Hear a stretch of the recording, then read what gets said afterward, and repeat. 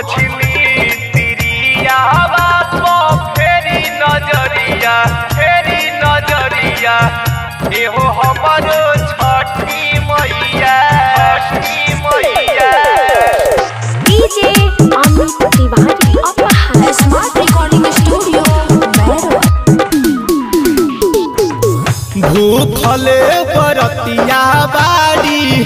पेन्ही के पियरी साड़ी बैठी के छठी घाटे देख केतना रोतारी केतना के भाला कइलू न हो बहो खसहैया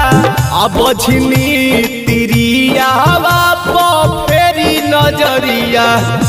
एहो हमरो छठी मैया एहो हमरो छठी मैया एहो हमरो छठी मैया एहो हमरो छठी मैया अब बछली तिरिया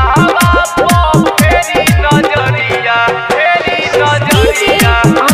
एहो हमरो छठी मैया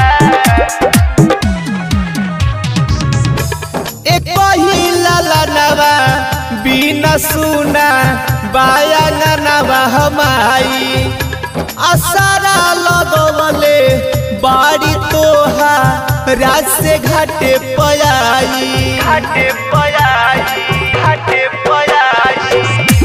एक ललनवा बिना सुना बाया ननवा हमाई असरा लगवले बाड़ी रात से घाटे पयाई कृपा करो किनकारी गुजे न के रंगनैया बाझिनी तिरिया फेरी नजरिया एहो हमरो छठी मैया एहो हमरो छठी मैया आए हो हमरो छठी मैया